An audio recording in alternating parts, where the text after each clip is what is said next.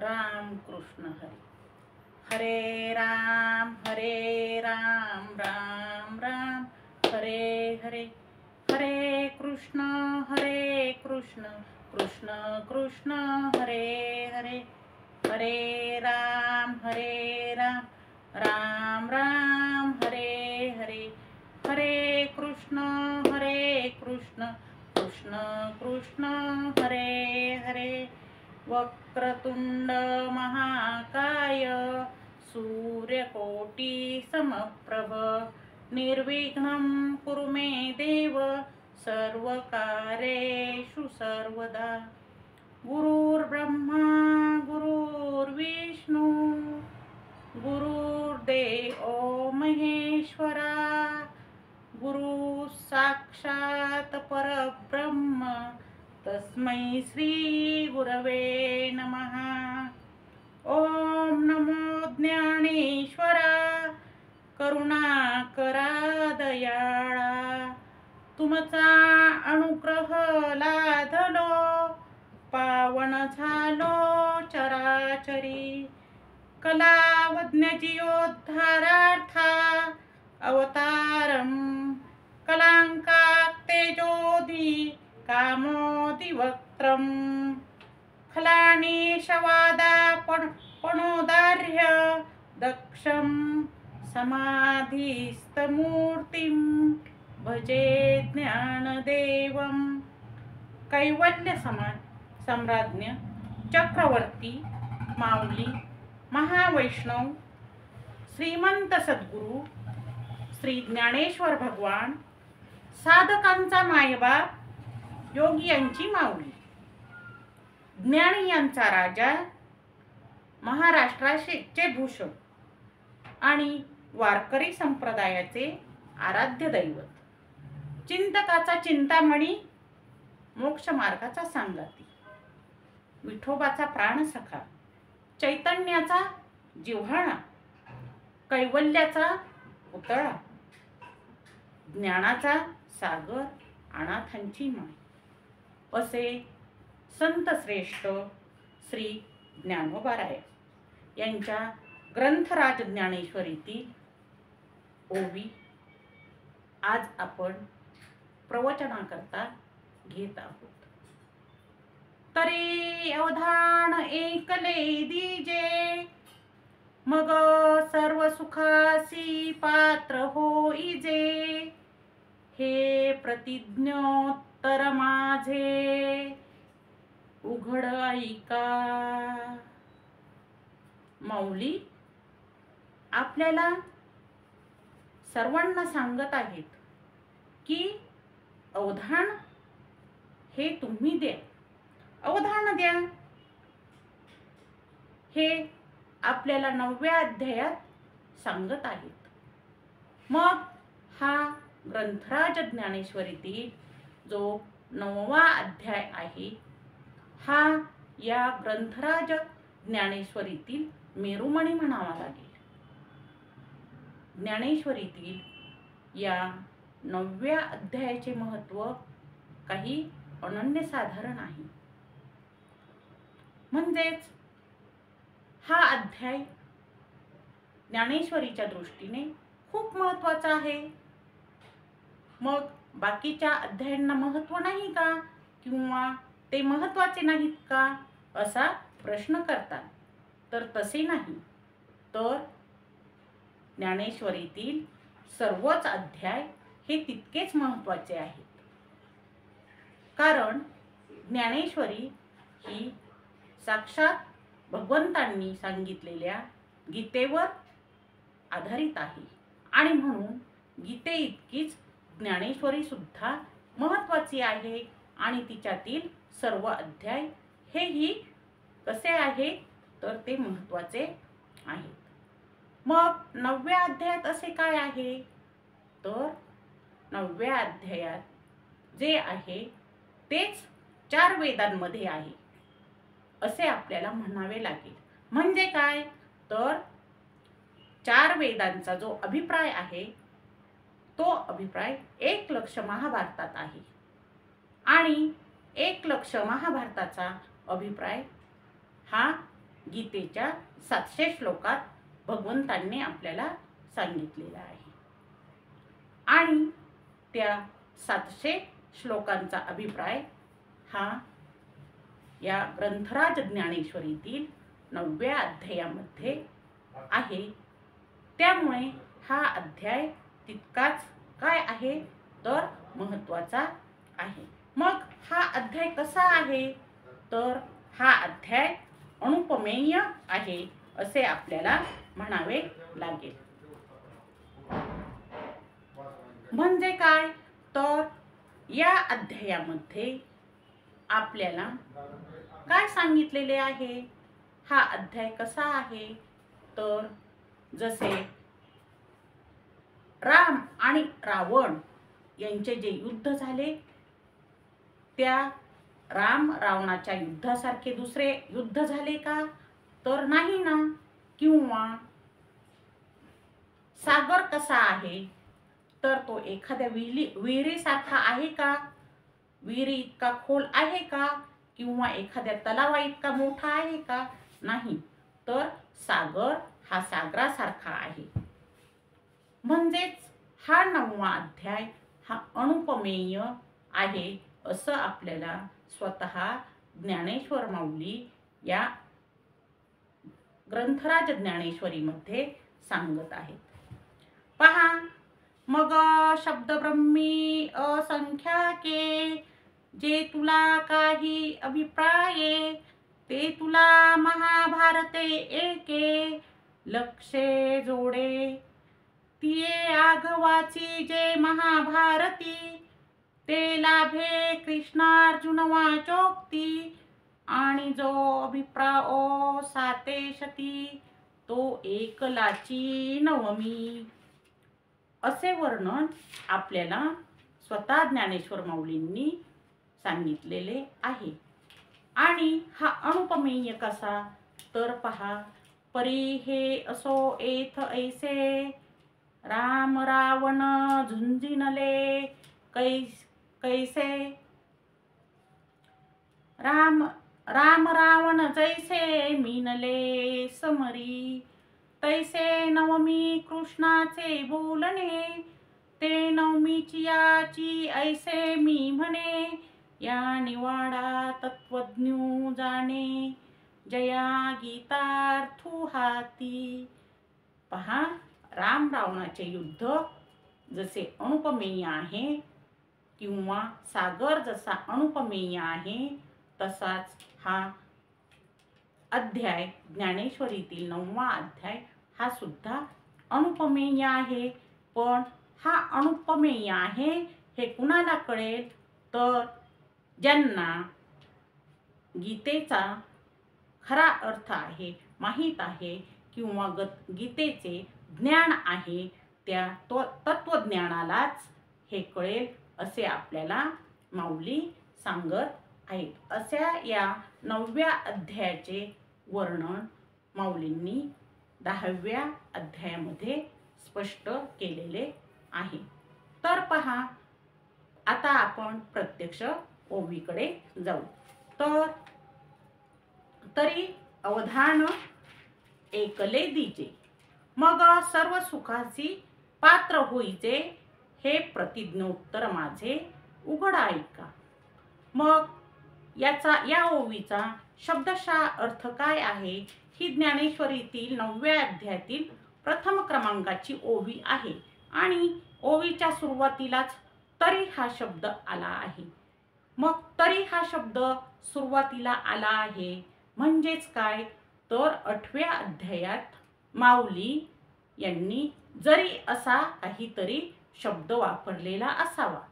कारण कसे असते जेव्हा आहे हा शब्द आहे तेव्हाच नाही येणार किंवा जर सूर्योदय झाला म्हणजे सूर्य उगवला तरच आपण म्हणू शकू सूर्य मावळला। याचाच अर्थ काय तर जेव्हा प्रश्न असतो तेव्हाच उत्तर असते। म्हणूनच 8व्या अध्यायात काय आहे जरी हा शब्द आलेला असल्यामुळे आपल्याला या अध्यायात पहिल्या ओवीमध्येच तरी अवधान ऐकले दीजे असा काय आलेला आहे, शब्द येथे आलेला आहे. म्हणजेच पहा, तरी अवधान ऐकले दिजे. अवधान, तुम्ही काय करा, लक्ष द्या, सर्वांनी अवधान द्या, लक्ष द्या, श्रवण करा आणि मग सर्व सुखासी पात्र होईचे. मग तुम्ही सर्व सुखाला पात्र होताल. हे प्रतिज्ञोत्तर माझे, हे माझे प्रतिज्ञोत्तर आहे आणि ही उघड केलेली प्रतिज्ञा आहे. म्हणजे मी उघडपणे तुम्हा सर्वांना सांगतो की तुम्ही काय करा, इकडे लक्ष द्या, हे श्रवण करा आणि मग तुम्हाला हवे ते सर्व सुख पात्र होईल. ही माझी काय आहे, प्रतिज्ञा आहे.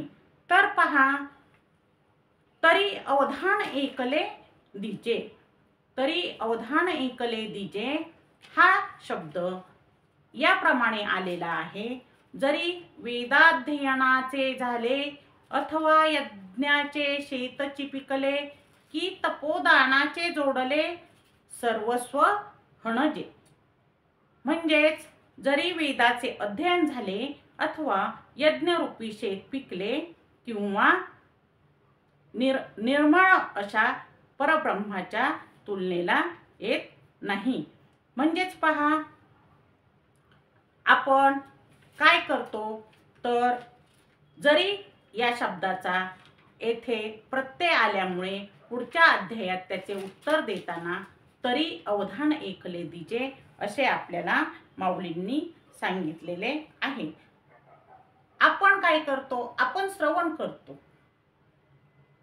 आपल्याकडे श्रावण महिन्यात किंवा आता सप्ताह होतात त्यावेळी पोथ्या, पारायण आणि पुराण यांचे आपण श्रवण करत असतो आणि आपण श्रवण करण्यासाठी तेथे जात असतो.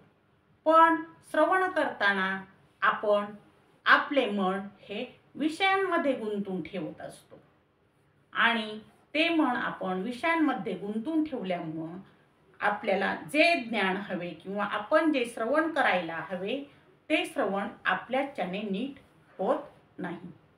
मग काय होते, तर आपले सर्व जे लक्ष आहे ते लक्ष आपण आपल्या संसारात किंवा अडीअडचणीत किंवा इतर विषयांमध्ये असते आणि आपण फक्त या कातड्याच्या कानांनीच फक्त ऐकत असतो.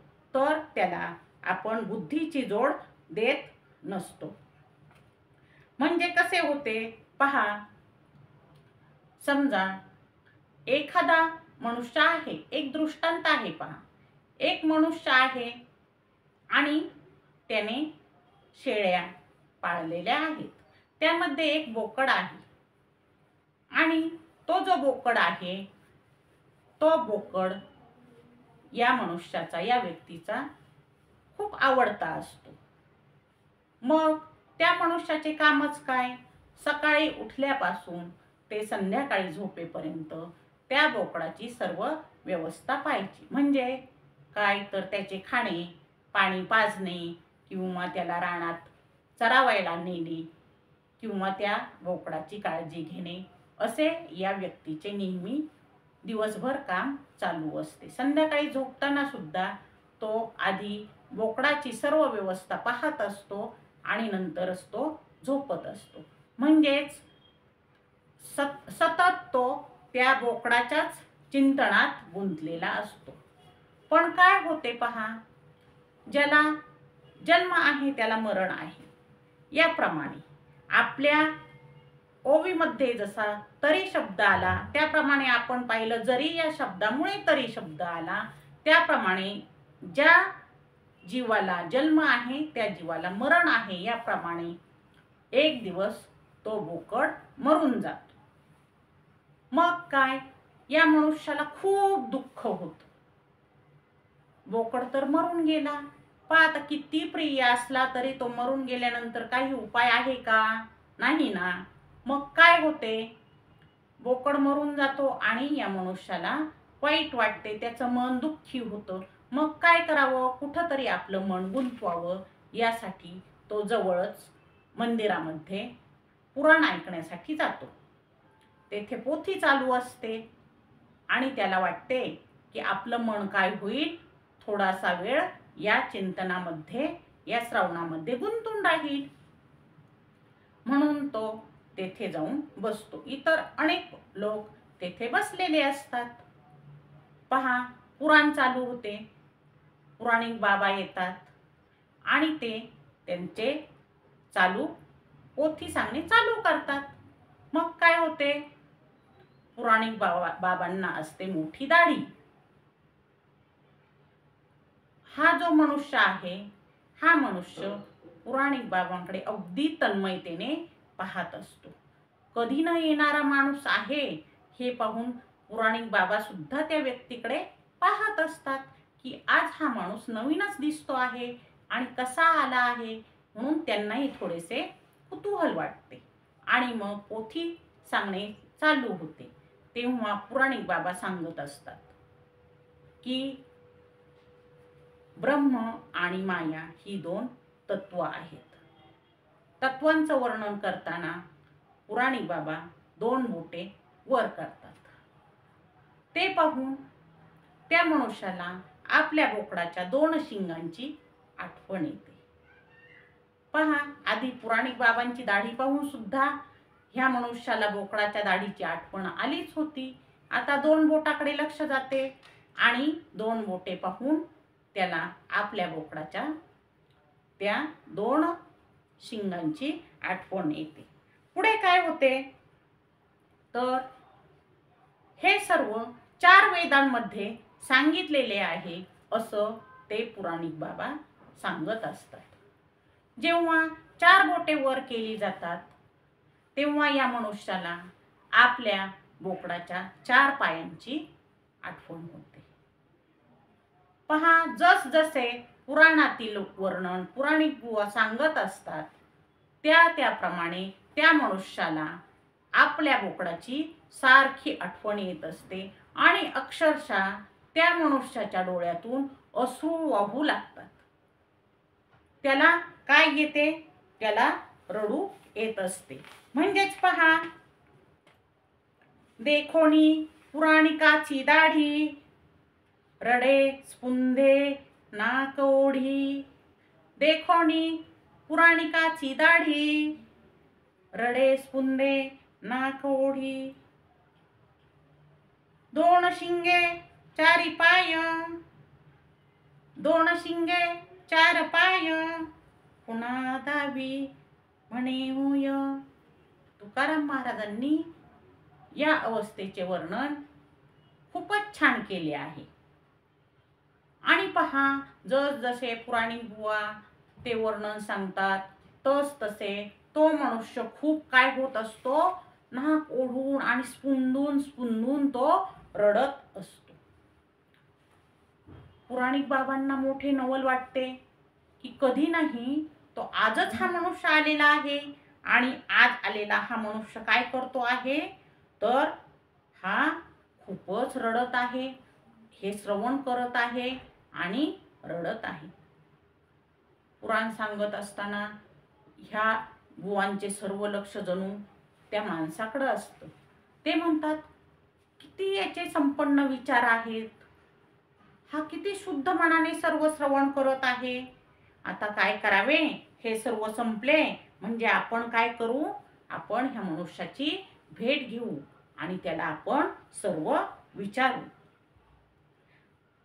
त्याप्रमाणे मग ते काय करतात, तर पुराणिक बुवा त्या मनुष्याला विचारतात की बाबा रे, तू इतका तन्मय होऊन मी जे सांगत होतो ते तू श्रवण करत होता, मग हे सर्व तू कुठे शिकलास?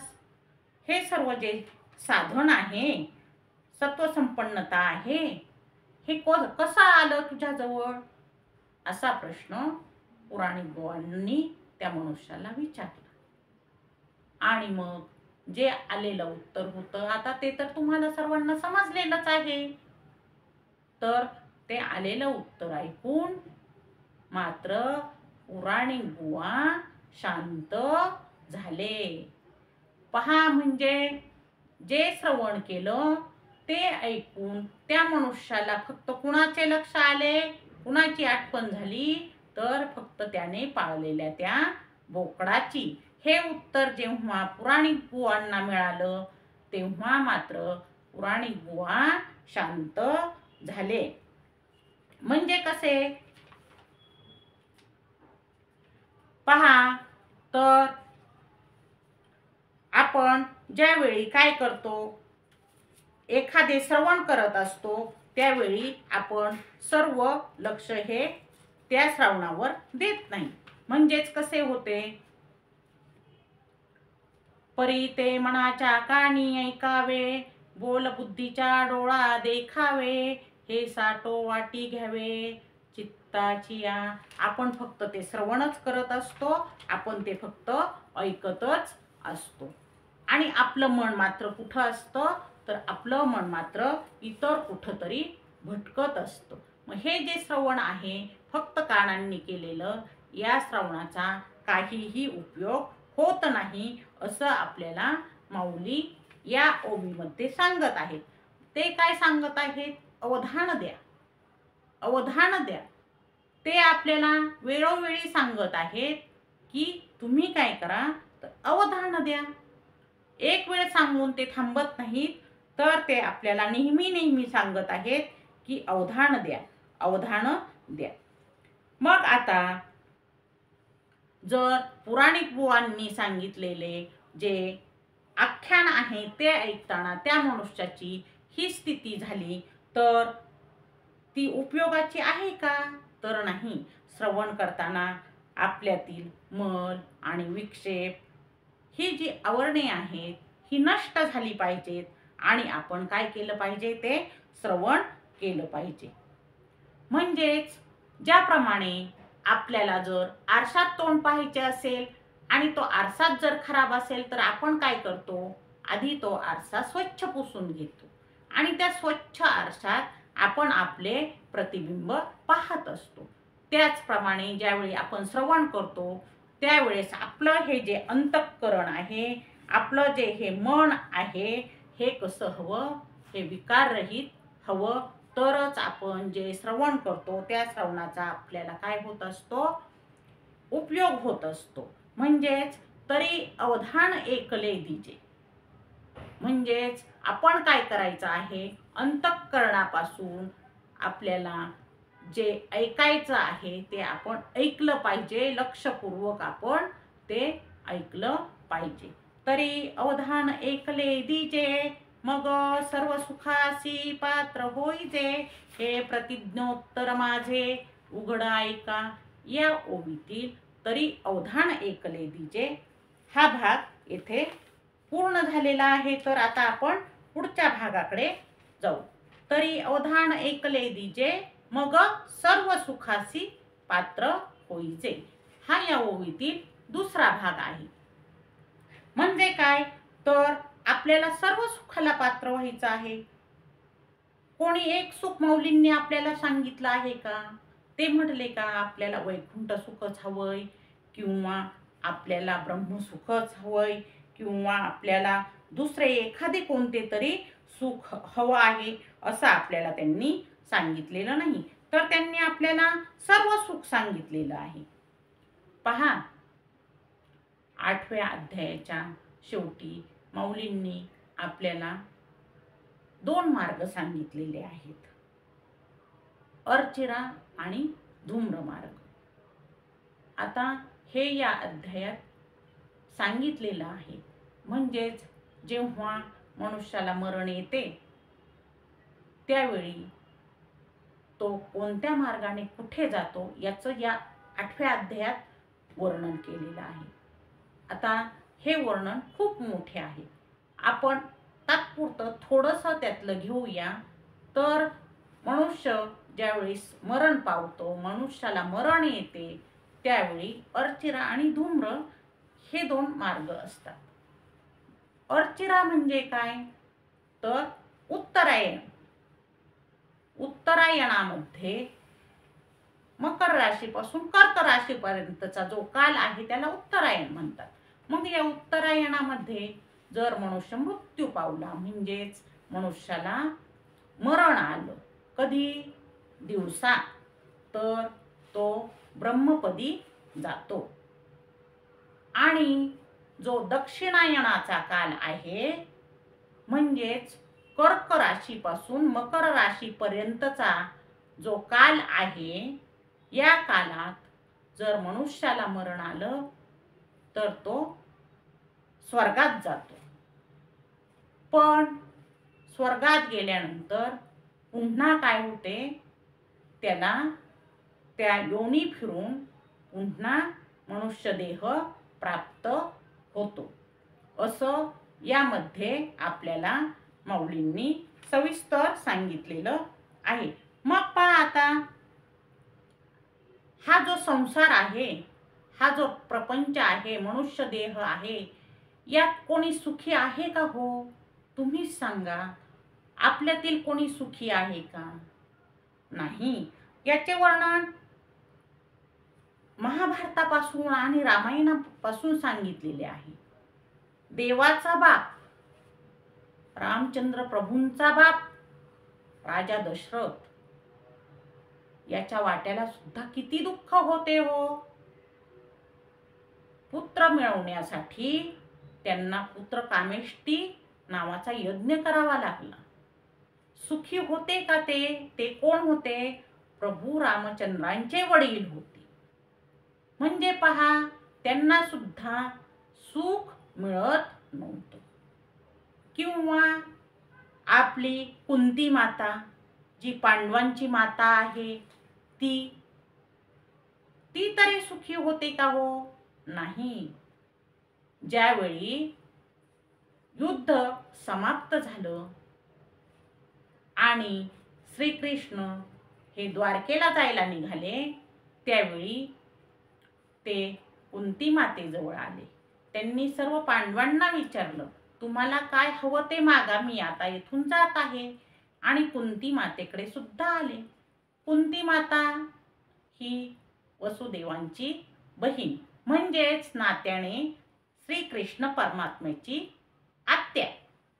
आणि मग श्रीकृष्ण परमात्म्याने कुंती मातेला विचारलं, आत्या, तूही मागून घे, तुला काय हवं असेल तर, मी आता द्वारकेला जायला निघालो आहे. तेव्हा कुंतीने काय मागितले हो? तर ती म्हटली, देवा, मला काय द्या, दुःख दे. आत्या, मी सर्वांना देणारा आहे, मी सृष्टीकर्ता आहे, सृष्टी रचना करणारा आहे, आणि तू मागून मागून काय मागितलेस? तर तू दुःख मागितले. का बरे? तू माझ्याकडे असं दुःख का मागत आहेस? तेव्हा पहा, कुंती मातेने गोड उत्तर दिले. कुंती माता म्हणते, श्रीकृष्णा, अरे, जर मी दुःखात असेल तर मला नेहमी तुझी आठवण येईल.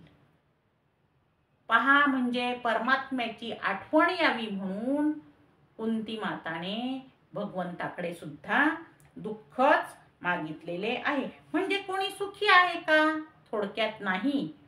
या संसार तलावर कोणीही सुखी नाही. जो जो देखे तो तो दुखिया, जो जो देखे तो दुखिया बाबा, सुखिया कोई नहीं रे, सुखिया कोई नहीं रे. न राजा सुखी न प्रजा सुखी, न राजा सुखी न प्रजा सुखी, कोई सुखिया नहीं रे. पहा, या जगात कोणीही सुखी नाही. राजा सुद्धा नाही आणि त्याची प्रजा सुद्धा नाही. प्रत्येकामागे दुःख आहे. समर्थ रामदास सुद्धा आपल्याला सांगतात. काय सांगतात? जगी सर्व सुखी असा कोण आहे, विचारे मना तूची शोधून पाहे. अहो, तुम्ही मनालाच विचारा आपल्या, की या जगात कोणी सुखी आहे का? तर नाही ना. मग या संसारात येऊन तुम्ही काय करा? श्रवण करा. लक्ष देऊन श्रवण करा आणि ते श्रवण करताना या कानांना, या डोळ्यांना बुद्धीची काय द्या, जोड द्या, असं आपल्याला माऊली सांगत आहेत. पहा, ज्यावेळी कुरुक्षेत्रावर अर्जुन आणि त्यांचा सारथी म्हणून साक्षात भगवंत असतात, त्यावेळी अर्जुन भगवंताला सांगतात, दोन्ही जे सैन्य आहे त्याच्याबरोबर मधोमध माझा रथ घ्या. त्यावेळी तो रथ तेथे आल्यानंतर अर्जुन काय करतो, सर्व त्या सैन्याकडे पाहतो. सैन्यांमध्ये कोण असते, त्यांचेच चुलत भाऊ कौरव किंवा त्यांचे गुरु द्रोणाचार्य, त्यांचे पितामह भीष्माचार्य, हे सर्व अर्जुन डोळ्यांनी पाहत असतो. आणि मग त्याला काय होते, त्याला युद्ध नकोसे वाटते. तो भगवंताला म्हणतो, नाही बाबा, हे राज्य मिळवण्यासाठी मला हे युद्ध नको, मला हे राज्य नको आणि मला हे युद्ध नको. का तर इथे गुरु पितामह आणि माझेच बंधू आहेत, त्यांना मारून हे युद्ध करण्यापेक्षा मला ते युद्ध नको. त्यावेळी अर्जुनाचे मन वळवण्यासाठी भगवंत त्याला ज्ञान देतात आणि तेच ज्ञान गीतेमध्ये आहे. त्यावेळी संजय हा धृतराष्ट्राला सर्व तेथे महालात बसून कुरुक्षेत्रावरचे ज्ञान सांगत असतो. पहा, म्हणजे भगवंत अर्जुनाला जे ज्ञान देत असतात तेच ज्ञान हे कुणाला मिळत असतं, संजयाकडून धृतराष्ट्राला मिळत असतं. म्हणजे पूर्ण गीता ही धृतराष्ट्र श्रवण करत असतो, परंतु धृतराष्ट्रावर त्याचा काही परिणाम होतो का, नाही. म्हणजे धृतराष्ट्र हा कोराच राहतो, त्याला त्याचे ज्ञान काहीही होत नाही. आपण परीक्षिताची कथा ऐकलेलीच आहे. ज्यावेळी परीक्षिताला समजते की 7 दिवसानंतर काय आहे, माझा मृत्यू आहे, आणि त्यावेळी तो काय करतो, भागवत ऐकायला बसतो, श्रवण करायला बसतो. आणि त्या 7 दिवसात तो ते सर्व भागवत श्रवण करत असतो. आणि ते श्रवण केल्यामुळे परीक्षिताचा काय होतो, उद्धार होतो, हे आपल्याला सर्वांना माहीतच आहे. पण जे इतर सर्वजण असतात श्रवण करणारे, त्या सर्वांना त्याचे ज्ञान होते का, नाही. त्या सर्वांना त्याचा उपयोग होतो का, नाही. कारण ते चिंतन आणि मनन हे त्या विषयावर करतच नसतात. म्हणजेच पहा, ज्यावेळी आपण आपल्या अंतःकरणापासून सर्व ऐकत असतो त्याच वेळी काय होते, आपल्याला ते सर्व समजते, आपले अवधानच हवे असते. नाहीतर काय होतं, आपल्या पदरी सगळं हे दुःखच पडत असतं.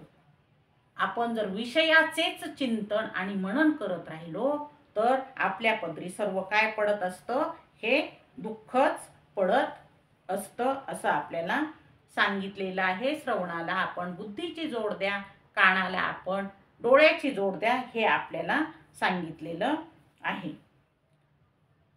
म्हणजेच आपल्याला तरी अवधान ऐकले दिजे, सर्व सुखासी प्राप्त होईचे, असं माऊलींनी सांगितलेलं आहे. सर्व सुख, सर्व सुख, मग सुख ब्रह्मसुख, वैकुंठ सुख किंवा स्वर्ग सुख असं न सांगता सर्व सुख म्हणजेच काय, तर हा काही नुसता शब्द नाही, तर हे काय सात्विक, राजस आणि तामस असे 3 प्रकारचे यामध्ये गुण आहेत, असं आपल्याला माऊलींनी सांगितलेलं आहे. आता हे जे सुख आहे, हे सुख त्रिगुणात्मक आहे. राजस, तामस आणि सात्विक असं आहे, असं आपल्याला सांगितलेलं आहे. पहा, म्हणजे एक हौद असतो आणि त्या हौदात पाणी असते. पाणी एकच असते, हौद एकच असतो, पण हौदाला ह्या दोन बाजूंनी तोट्या बसवलेल्या आहेत आणि त्या सर्व तोट्यांमध्ये ते पाणी येत असतं. म्हणजे पाणी असतं एकच, पण त्याला त्या तोट्या किंवा नळ बसवलेले असतात, ते वेगवेगळे असतात. म्हणजेच त्या तोट्यांमधून त्या पाण्याचे विभाजन होत असते. म्हणजेच आपण जर विषय सुखाचे जर सेवन करत बसलो तर काय होतं, आपल्या जीवाचीही हानी होत असते, असं आपल्याला माऊली सांगत आहेत. पहा,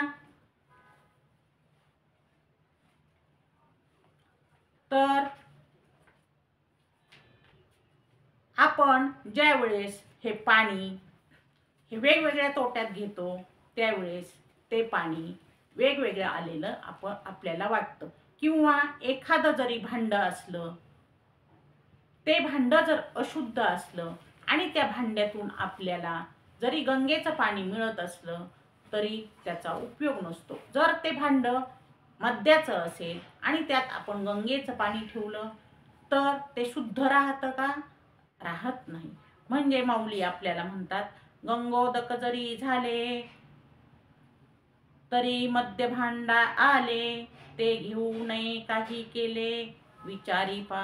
म्हणजे जर मद्याच्या भांड्यातून आपल्याला गंगोदक मिळालं तरी त्याचा काही आपल्याला उपयोग होत नाही, ते शुद्ध राहत नाही, असं आपल्याला माऊली सांगत आहेत. किंवा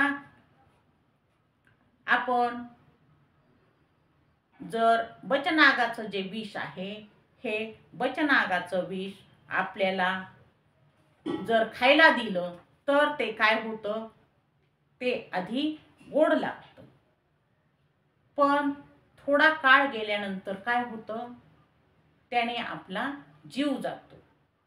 माऊली आपल्याला सांगतात, पै नामे विष महुरे, परी मारुनी अंती खरे, तैसे आधी जे गोडी रे अंती कडू. म्हणजेच जरी ते आधी आपल्याला गोड लागत असलं तरी ते बचनागाचं विष असतं आणि म्हणून त्याने काय होतं, ते विष असतं, त्याने आपला जीव जात असतो. म्हणजे ते शेवटी आपल्याला कडूच ठरत असतं, असं आपल्याला ज्ञानेश्वर माऊली या ज्ञानेश्वरीमधून सांगत आहेत.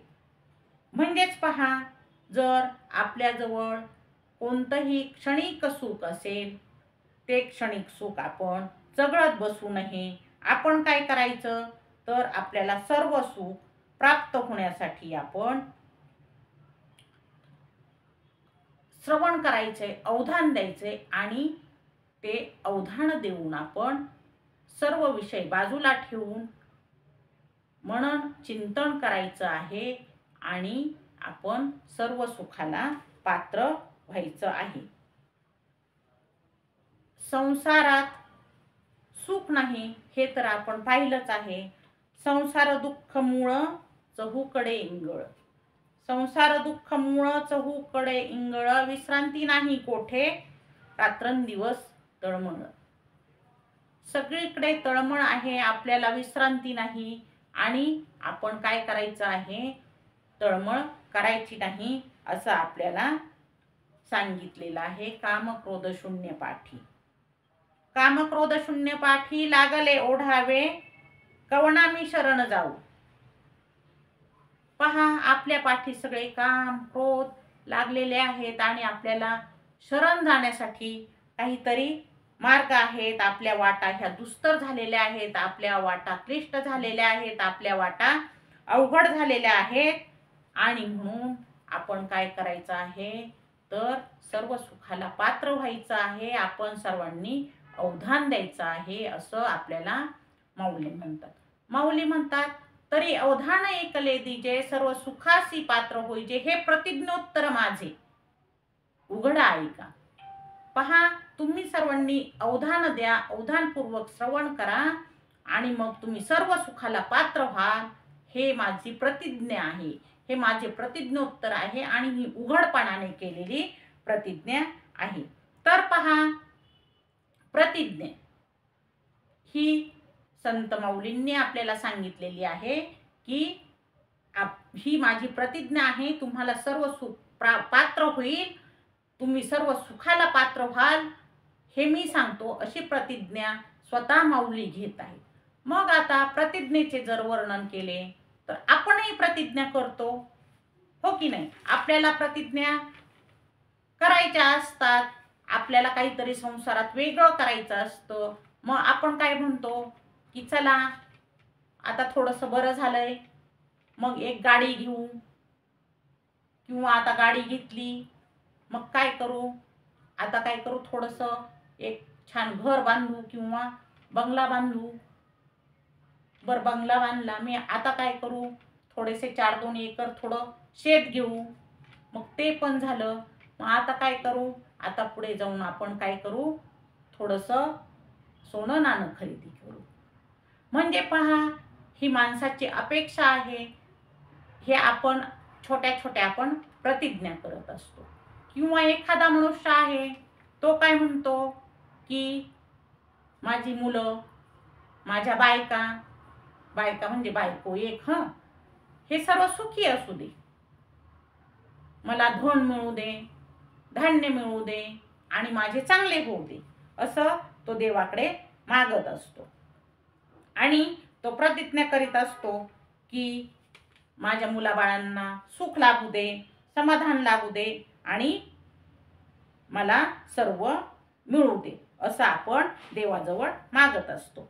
किंवा आपल्यातील हे झाले सामान्य लोक, परंतु जर आपण पुराणाचा विचार केला तर पुराणामध्ये सुद्धा काय होतं, प्रतिज्ञा करतच होते. कोणी प्रतिज्ञा करत होतं, स्वार्थासाठी करत होतं, कोणी प्रतिज्ञा करत होतं स्वतःच्या कुलाच्या रक्षणासाठी करत होतं. म्हणजे प्रत्येकाच्या प्रतिज्ञा करणे हे वेगळे होते.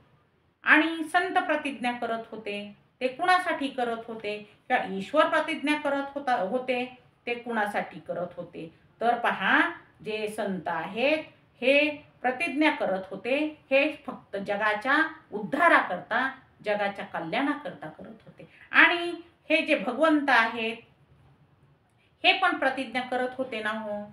मग हे कुणाकरता करत होते, तर हे भक्तांकरता करत होते. हे त्या भक्तांसाठी सर्व त्यांच्या प्रतिज्ञा होत्या, भक्तांच्या इच्छा पूर्ण कराव्यात, हेच फक्त भगवंताला माहीत होतं.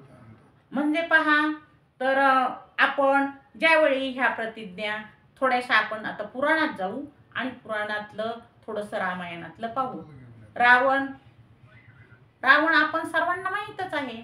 मग ह्या रावणाने सुद्धा काय केलं होतं, तर प्रतिज्ञा केल्या होत्या, होय ना. त्याची पहिली प्रतिज्ञा होती, ही लंका सोन्याची करी.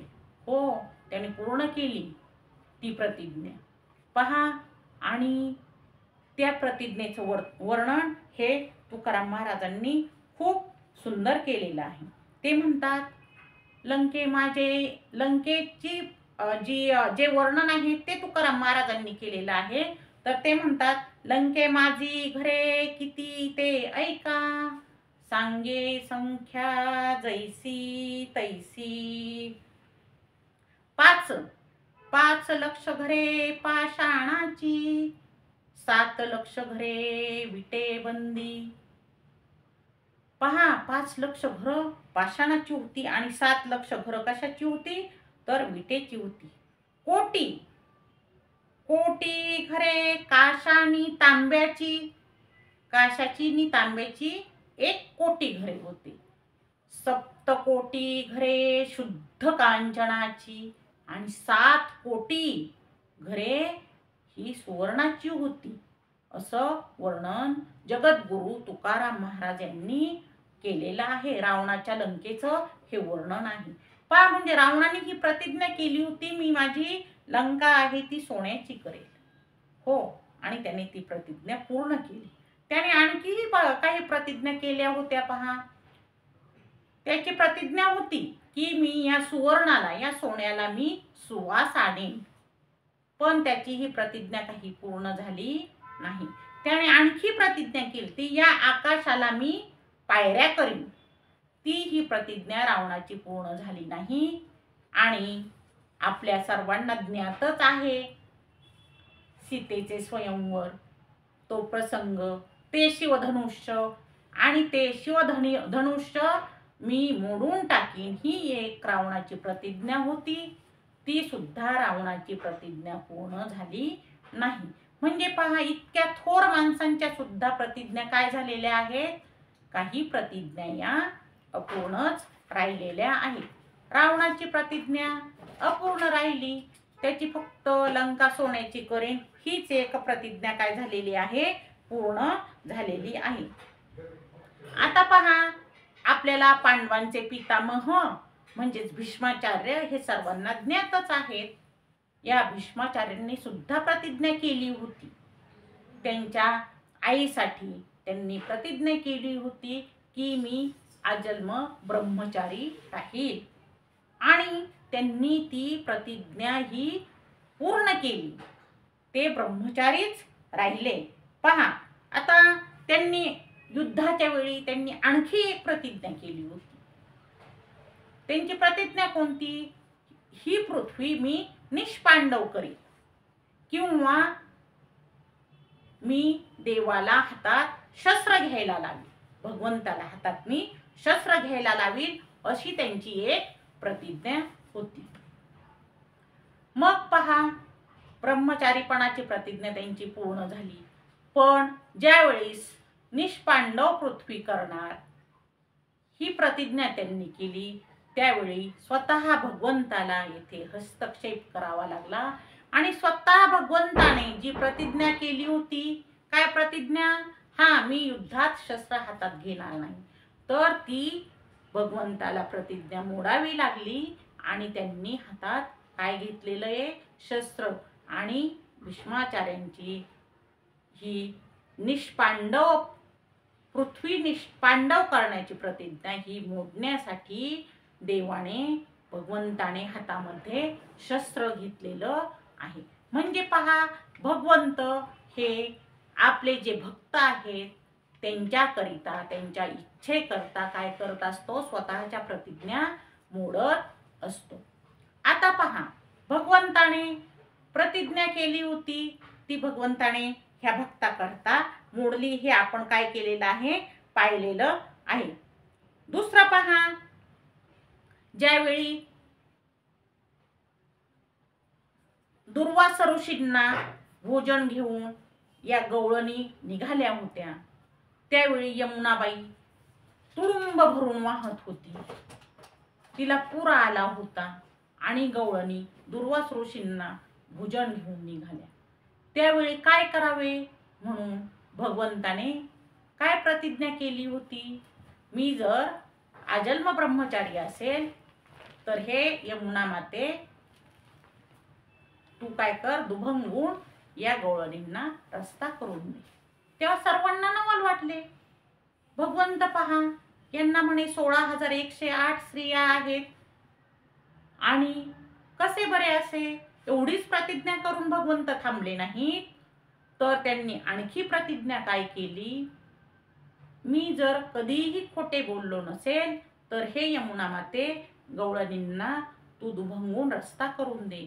आणि काय आश्चर्य पहा, खरोखरच यमुनाबाई दुभंगली आणि तिने काय केलेलं आहे?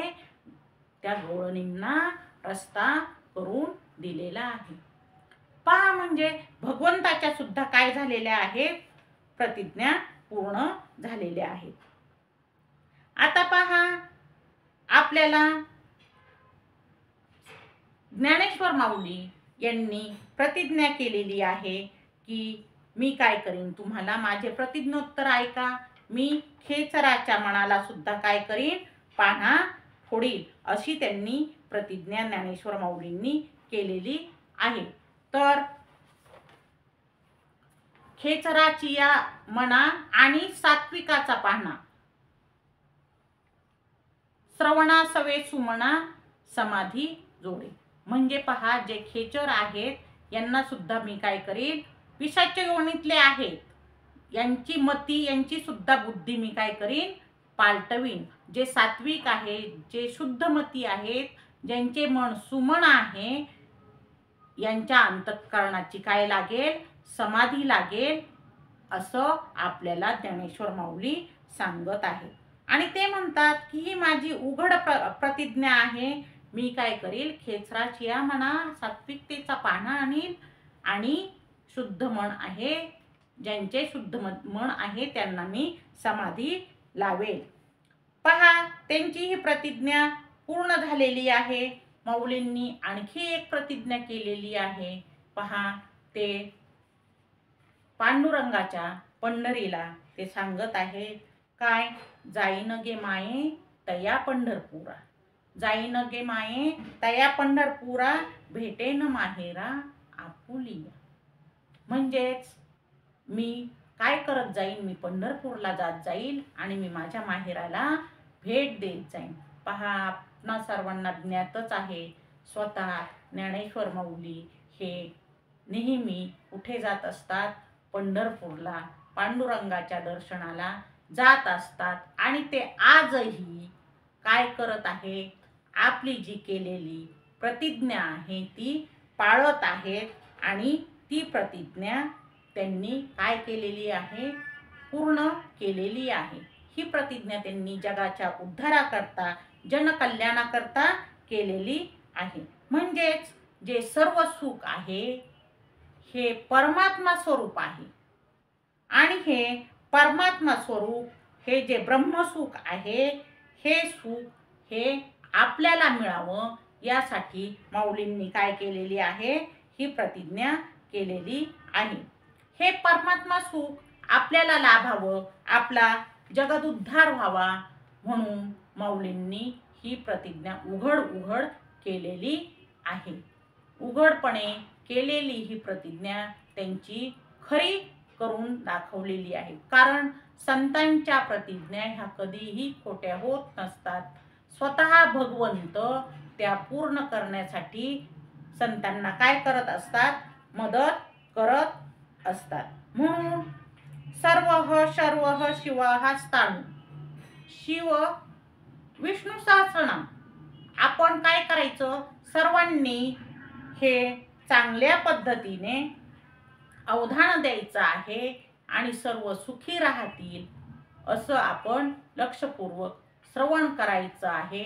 सर्वांना परमात्मा सुखाची, ब्रह्मसुखाची, या सर्व सुखांची प्राप्ती होण्यासाठी आपण काय करायचं आहे? माऊली सांगतात, तरी अवधान एकले दीजे, मग सर्व सुखाची पात्र होईचे, हे प्रतिज्ञोत्तर माझे उघड ऐका.